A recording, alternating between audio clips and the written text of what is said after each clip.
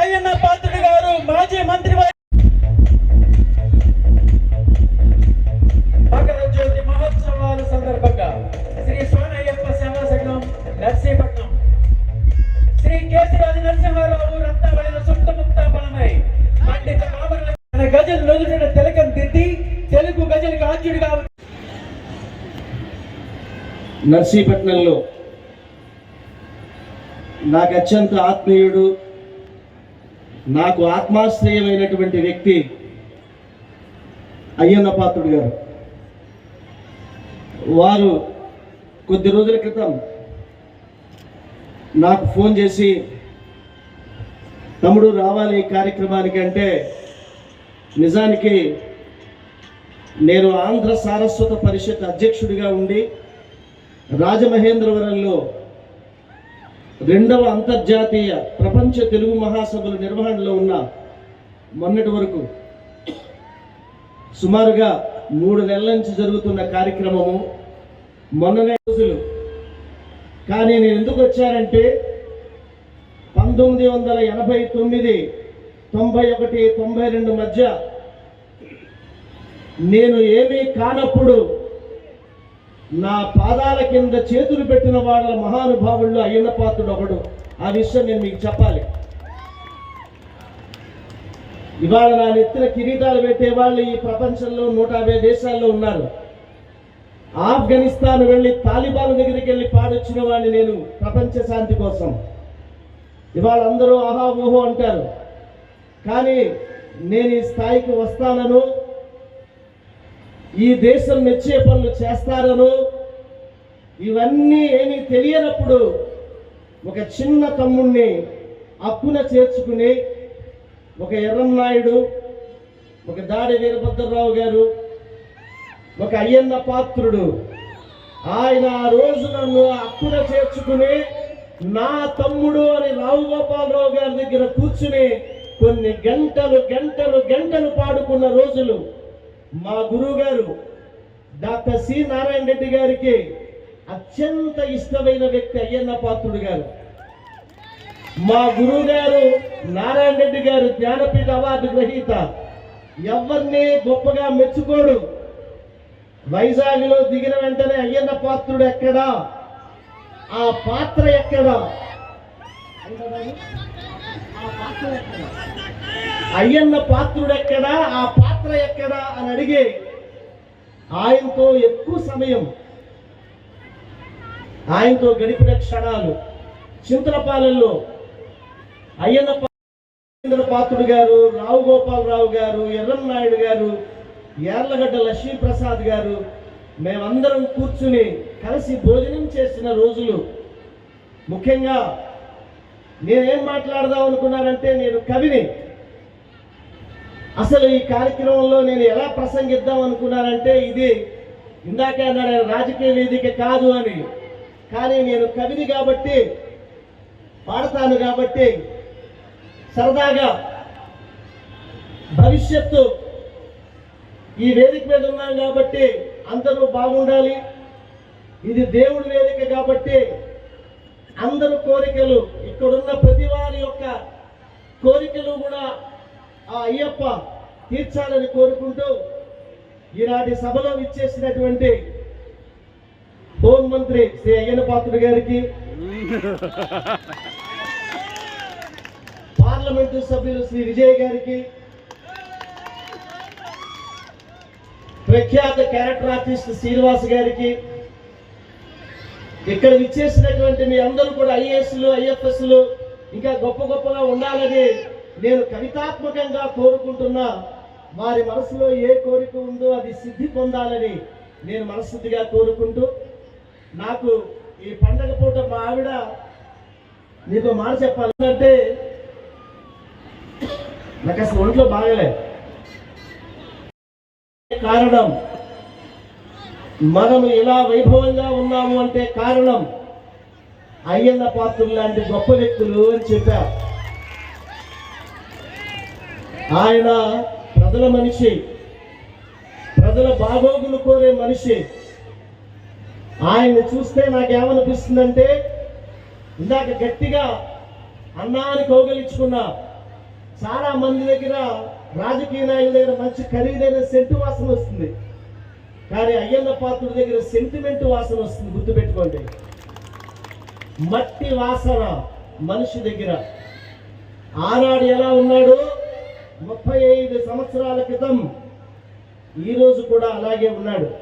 ఇవాళ నందమూరి తారక రామారావు గారి దగ్గర నుంచి ఎంతో మంది, నాకు తెలుసు, ఆ తెలుగుదేశం పార్టీ కావచ్చు, వేరే పార్టీలో ఉన్న వాళ్ళు కావచ్చు, భారతీయ జనతా పార్టీలో ఉన్న వాళ్ళు కావచ్చు, నా ఇంటికి రాని వాళ్ళు ఎవరు లేరు. వారందరూ కూడా చాలా బాగా మెచ్చుకునే వ్యక్తి అయ్యన్న పాత్రుడు. అయ్యన్న పాత్రుడికి కోపం రాదు, నేను ఎప్పుడు చూడలే. ఈ మధ్యనే టీవీలో చూస్తున్నా కోపం, ఈ మధ్యనే. ఎందువల్ల అంటే ఆవును కూడా, గంగి గోవును కూడా పొదుగు తెగేదాకా పిదిగితే ఆవు కూడా ఎగిరి తన్నుతుంది అని చెప్తున్నారు. అంత మంచి మనిషి సహనం కోల్పోయాడు అంటే ఎక్కడో గుండెల్లో ఏదో బాధ కలిగి ఉంటుంది. టీవీలో, నేను జనరల్గా టీవీ చూడను, సోషల్ మీడియా కూడా చూడను ఎప్పుడు. అసలు నా పాటలు నేనే చూసుకోను. కానీ ఆ మధ్యన అన్నయ్య ఏదో అయిందంటే నేను జస్ట్ అది వీడియో వాచ్ చేశాను. ఏంటి అన్నయ్య ఏంటికి ఎంత కోపం వచ్చింది, ఏంటి భలే మాట్లాడుతున్నాడే, ఏదో బాగా బాధపడి ఉంటాడు. మా వదినమ్మ కూడా ఆ రోజు టీవీలో చూసా, ఆవిడ కూడా బాధపడింది. కారణాలు నాకు తెలియవు, కానీ బాధపడడం అనేది సహనం ఉంటుంది. సహనం కూడా చీలిపోతే, సహనం కూడా ఎండిపోతే, సహనానికే సహనం నేర్పేటువంటి అయ్యన్న పాత్రుడు కూడా సహనం కోల్పోతే ఎంత బాధపడతాడు, ఎంత బాధగా మాట్లాడాడు అని నాకు అనిపించి ఆ రోజు చూసా.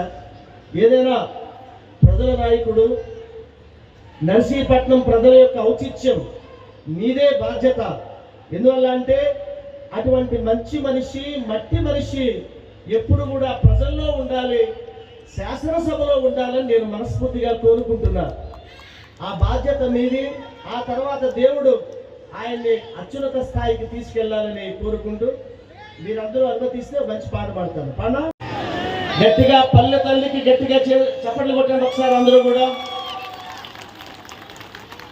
నాకు ఢిల్లీ చూసినప్పుడల్లా, హైదరాబాద్ చూసినప్పుడల్లా బెంగొచ్చేస్తుంది నాకు. ఏంట్రా, నేను తెలుగులో గజల్స్ పాడతాను, ఇన్ని దేశాలు తిరుగుతాం, ఎక్కడ తెలుగుతనం కనిపించడం లేదేంటని. కానీ ఇందాక నర్సీపట్నం వస్తుంటే తెలుగు తల్లి అడుగడుగునా ఉంది అని అనిపించింది నాకు. పల్లె తల్లి లాంటిది, పల్లె తల్లి లాంటిది.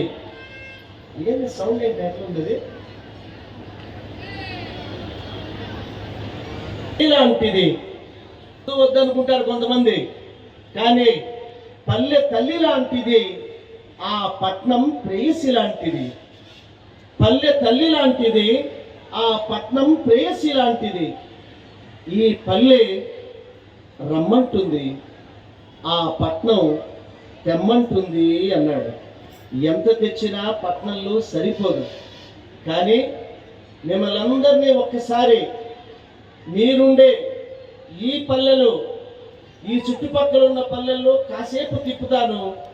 ఎందుకు మనం పల్లె తల్లి దగ్గరికి వెళ్ళాలి అని నేను ఆస్ట్రేలియా వెళుతూ ఫ్లైట్లో రాసిన గజల్ ఇది. పాడనా? మీకు నచ్చిన చోట గట్టిగా చప్పట్లు కొట్టాలి. మీరు కొట్టే చప్పట్లు ఎలా ఉన్నాయంటే, దీపావళి పండుగ చేసుకుంటాం, అప్పుడు కొన్ని సామాన్లు మిగిలిపోతాయి, వాటిని అటక మీద పెట్టి నెక్స్ట్ ఇయర్ ఎండలో పెట్టి వాటిని కాలుస్తాం, పెద్దగా సౌండ్ రావు, తుప్పు తుప్పని సౌండ్ వస్తుంది. అలా ఉంది మీరు కొట్టే చప్పట్లు. కొడితే గట్టిగా కొట్టండి, హుషార్. సభకు వచ్చినప్పుడు చప్పట్లు చర్రచుటే, ఈ సభకు వచ్చినప్పుడు చప్పట్లు చరచడం అనేది మంచి రసికులకు ఉన్నటువంటి బుద్ధి. కానీ మూల గుడ్ల మూబలాగా కూర్చుని ఉత్తిరి అలా చూడకూడదు. గట్టిగా కొట్టాలి చప్పట్లు, గట్టిగా. ఒక్కసారి ఊరు పోయిరా ఒక్కసారి ఊరు పోయిరా బతికిన పల్లెల కోసం, ఒక్కసారి ఊరు పోయిరా బతికిన పల్లెల కోసం, ఒక్కసారి ఊరు పోయిరా, ఒక్కసారి ఊరు పోయిరా అనుభూతుల మల్లెల కోసం, ఒక్కసారి ఊరు పోయిరా బతికిన పల్లెల కోసం. ముద్దొచ్చే అమ్మాయిలో దిద్దే ముగ్గుల గీతలు. నేను అమెరికాలో ఆస్ట్రేలియా పెడితే నేను అక్కడ చెప్తూ ఉంటాను, మీ దేశంలో ముద్దిచ్చే అమ్మాయిలు ఉంటారు కానీ ముద్దొచ్చే అమ్మాయిలు ఉండరు అని. ముద్దొచ్చే అమ్మాయిలు దిద్దే ముగ్గుల గీతలు, ఒక్కసారి ఒక్కసారి ఊరు పోయిరా. ఇది హైదరాబాద్లో కనిపించదు, బెంగళూరులో కనిపించదు, నర్సీపట్నంలో కనిపిస్తుంది. మీరు చూడాలి రేపొద్దున. ఏమిటది? ఒక్కసారి ఊరు పోయిరా, ఒక్కసారి ఊరు పోయిరా పడుచుల జడ గంటల కోసం, ఒక్కసారి ఊరు పోయిరా బతికిన పల్లెల కోసం. అందరినీ పలకరించు కథలెన్నో వినిపించు. వీళ్ళ కోసం వెళ్ళాలి. సంవత్సరానికి ఒక్కసారైనా మన ఊరు రావాలి. వీళ్ళ కోసం వెళ్ళాలి. మన హైదరాబాద్లో ఉండొచ్చు, చెన్నైలో ఉండొచ్చు, అమెరికాలో ఉండొచ్చు, కానీ వీళ్ళ కోసం వెళ్ళాలి ప్రతి సంవత్సరం మన ఊరు. అందరినీ పలకరించు కథలెన్నో వినిపించు, అందరినీ పలకరించు కథలెన్నో వినిపించు. ఒక్కసారి ఒక్కసారి ఊరు పోయిరా ముసలి అవ్వల కోసం, ఒక్కసారి ఊరు పోయిరా బతికిన పల్లెల కోసం. రామనవమి పౌదిరిలో నాటకాల సౌదడిలో, రామనవమి పౌదిరిలో నాటకాల సౌదడిలో. బావా ఎప్పుడు వచ్చి తీవు చెలియో చెల్లకో. ఈ పద్యాలు గుర్తున్నాయా మీకు? డాన్స్ బేబీ డాన్స్ ఎక్కువైపోయింది ఈ మధ్యన. రామనవమి పౌదిరిలో నాటకాల సౌదడిలో, ఒక్కసారి ఈ నాటకం కన్నా మీరు చూడబోయే డాన్స్ బేబీ డాన్స్ కన్నా ఒక్కటి చాలా బాగుంటుంది. సాయంత్రం ఈ దృశ్యం చాలా బాగుంటుంది. ఒక్కసారి ఒక్కసారి ఊరు పోయిరా పందిరిలో అల్లరి పిల్లల కోసం, ఒక్కసారి ఊరు పోయిరా బతికిన పల్లెల కోసం. ఈ చరణాన్ని వినండి. ఏటిగట్టు సరదాలు పాట మీద పగ్గాలు. మా విజయుడి ఇక్కడ ఏటిగట్టు సరదాలు పాట మీద పగ్గాలు. నేను ఎక్కడికి వెళ్ళినా గద శ్రీనివాస్ గారు గద శ్రీనివాస్ గారు గారు గారు అంటుంటే చిరాగ్గా ఉంటుంది. అప్పుడప్పుడు మా పాలకొల్లు వెళ్ళి వేరే విధంగా పిలిపించుకోవాలనిపిస్తుంది. మా అయిన పాత్రుడు కూడా విజయవాడలోనో హైదరాబాదులోనో తిరుగుతూ ఉంటే, హైదరాబాదులోనో విజయవాడలో తిరుగుతుంటే, అయ్యా మంత్రి గారు అయ్యన పాత్రుడు గారు అంటారు. కానీ ఆయనకి సంవత్సరానికి ఓ 20 సార్లు 100 సార్లు నర్సీపట్నంలో ఉండి ఇలా పిలిపించుకోవాలనిపిస్తుంది అన్నకి. ఏమని? ఎరా అయ్యన్నా బాగున్నావేట్రా అనిపించుకోవాలనిపిస్తుంది. ఎందువల్ల అంటే ఏటి గట్టు సరదాలు,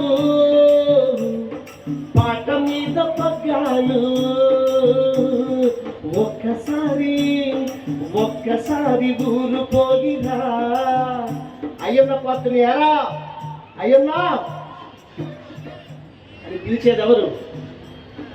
వీళ్ళ కోసమే ఫ్రైడే అయితే చాలు, శుక్రవారం అయితే చాలు, హైదరాబాద్ నుంచి గోదావరి ఎక్స్ప్రెస్ ఎక్కేసి మా అయ్యన్న పాత్రుడు మనసు పరిగెడుతూ వస్తుంది నర్సీపట్నం. వీళ్ళ కోసం. ఎవరి కోసం? ఏటి గట్టు సరదాలు, పాట మీద పగ్గాలు, ఒక్కసారి అయ్యన్నా ఒక్కసారి ఊరు పోయిరా. చిన్ననాటి మనసుల కోసం ఒక్కసారి ఊరు పోయిరా. బతికిన పల్లెల కోసం. గజలు ఆఖరి చరణం. పల్లెటూరి పిల్ల కదా,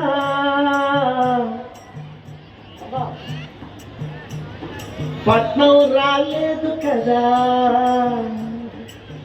మా అయ్యన్న పాత్ర గారికి ఫ్లాష్ బ్యాక్ ఉంది, మీకు తెలియదు ఎవరికి? మా వదిన గారికి కూడా తెలియదు. నిజం, నాకే చెప్పాడు ఆయన. ఆయనకు ఫ్లాష్ బ్యాక్ ఉంది నర్సీపట్నంలో. చెప్పనా?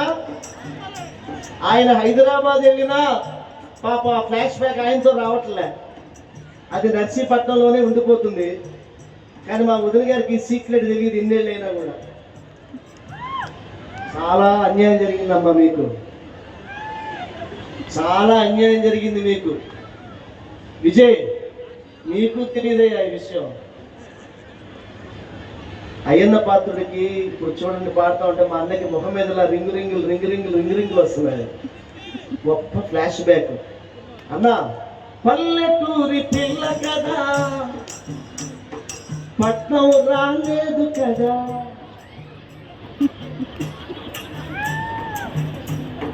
పల్లెటూరి పిల్ల కదా, పట్నం రాలేదు కదా. అమ్మాయి చాలా బాగుంటుంది, మా వదిన గారి కన్నా బాగుంటుంది అమ్మాయి. పల్లెటూరి పిల్ల కదా, పట్నం రాలేదు కదా. ఒక్కసారి ఎవరో తెలుసా ఆవిడ? ఆవిడ నర్సీపట్నంలోనే ఉంటుంది. నర్సీపట్నంలోనే మీరు చాలాసార్లు చూశారు అమ్మాయిని. కానీ ఆవిడ అయ్యన్న పాత్రుడు ఫ్లాష్ బ్యాక్ అని మీకు తెలియదు. ఇప్పుడు చెప్తా చూడండి. ఒక్కసారి దూరు పోగినా, కురిసే వెన్నెల కోసం. అది హైదరాబాద్లో దొరకదు, నర్సీపట్నంలోనే అలా పరుచుకుంటుంది. అది అయ్యన్న పాత్రుడు ఫ్లాష్ బ్యాకే కాదు, ఇక్కడ మీ అందరి ఫ్లాష్ బ్యాక్ అని మర్చిపోకండి. మీరందరూ కూడా ఆ వెన్నెల చూడడం మర్చిపోకండి. ఒక్కసారి ఊరు పోగినా, బతికిన పల్లెల కోసం. ఒక్కసారి ఊరు పోగినా, అనుభూతుల మల్లెల కోసం. ఆ పొలాల కోసం, చలి మంటల కోసం, ఆ వెన్నెల కోసం, ఆ ఏరుల కోసం, ఆ కోవెల కోసం, ఆ పంటల కోసం, ఆ సిగ్గుల కోసం.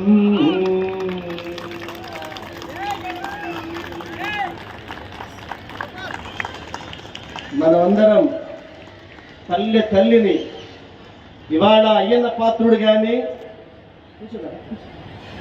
ఇవాళ ఆ పెద్దిరెడ్ల సత్యనారాయణ గారు కానీ చేసిన పని ఏంటంటే ఇవాళ మీరేదో ఒక ఉత్సవం చేసుకున్నామని అనుకుంటున్నారు, కానీ గజల్ శ్రీనివాస్ దృష్టి ఒక తాత్విక దృష్టి, ఒక ఆధ్యాత్మిక దృష్టి. ఆ దృష్టితో నేనేం చూశాను అంటే ఇవాళ మా అయ్యన్న పాత్రుడు, ఇక్కడున్న వేదిక మీద ఉన్న ప్రతి బిడ్డ కూడా భారత మాతని, భారతీయ ఆత్మని ఇవాళ ఇక్కడ ఆవిష్కరించారని మీకు మనవి చేస్తున్నా.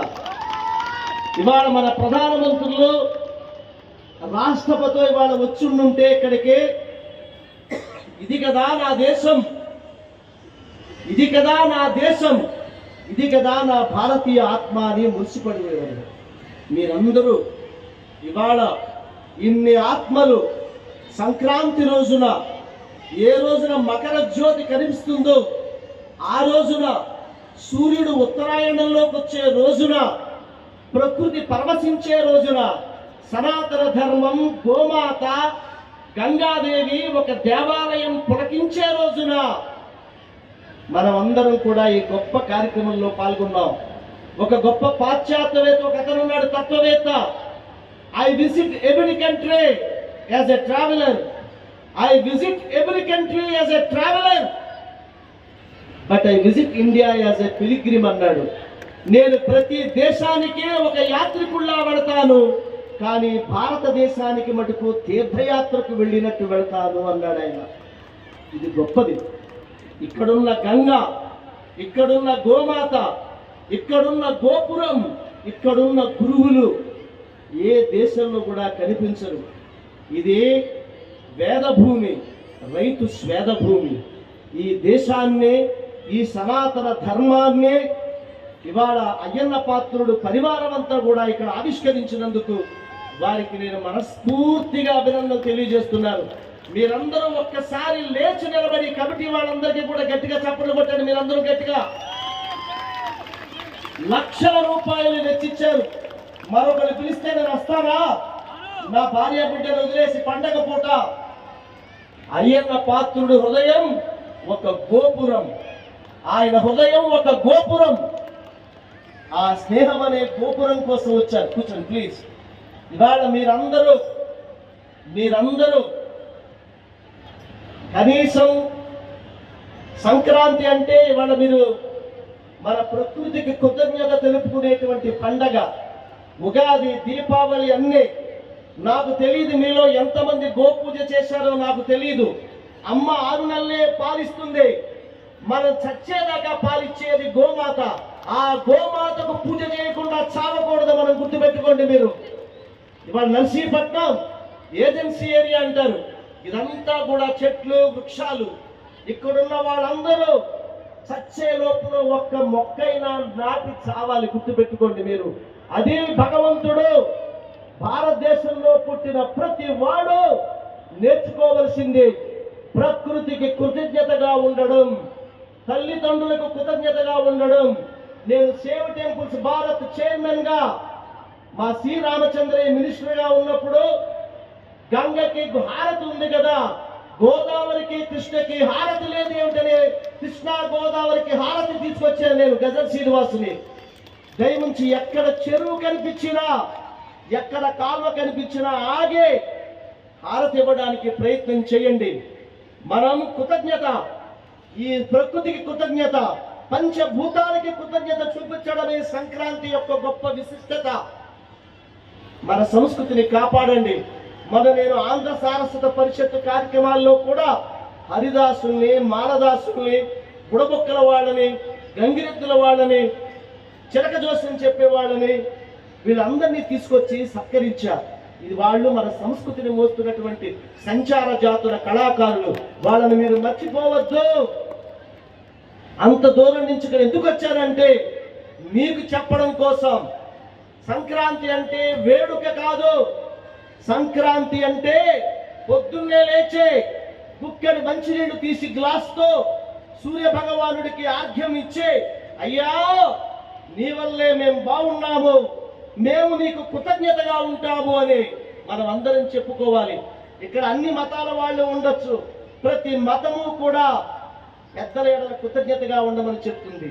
కానీ సనాతన ధర్మం ప్రకృతికి కృతజ్ఞతగా ఉండమని చెప్తుంది.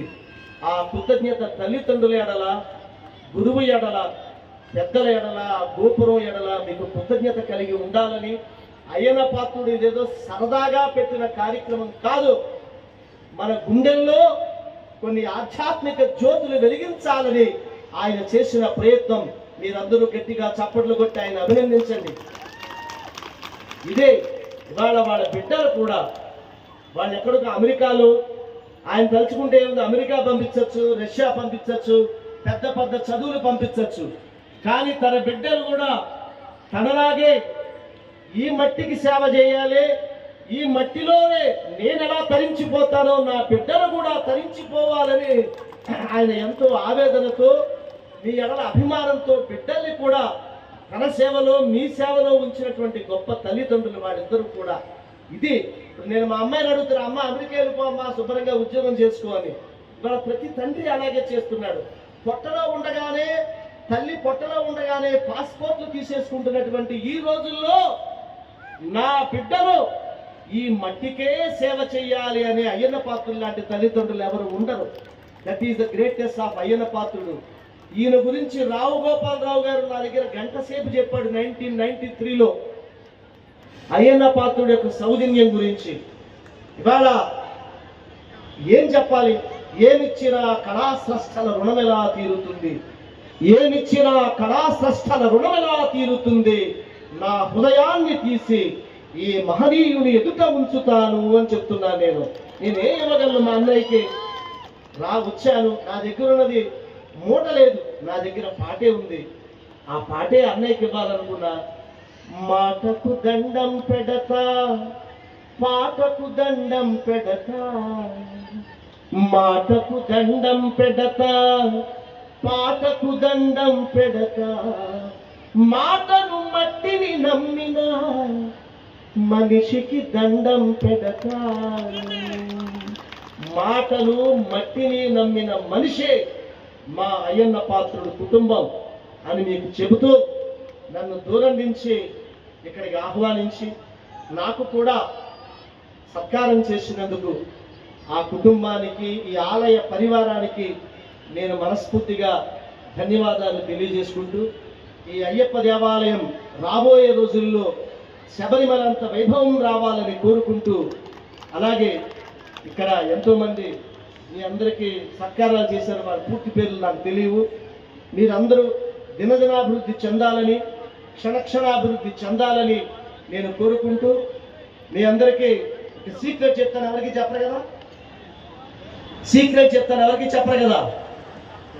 I love you. Thank you.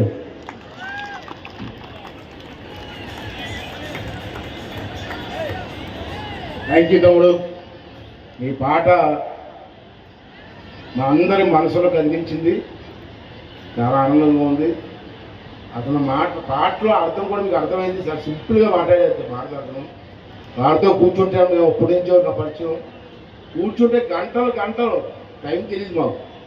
అది పాడుతూ ఉంటాడు, మేము వింటూ ఉంటాం. రావు గోపాలరావు గారిని కూర్చొని అంతా చేసినటువంటి అనుభవం. అతను చెప్పిన పాటలో నేను కూడా కోరేది ఏంటంటే, ప్రతి సంక్రాంతికి మనం బ్రతుకున్నంత కాలం మీరు ఎక్కడ ఉన్నా, ఎంత దూరంలో ఉన్నా, మీ పల్లి మీరు రండి.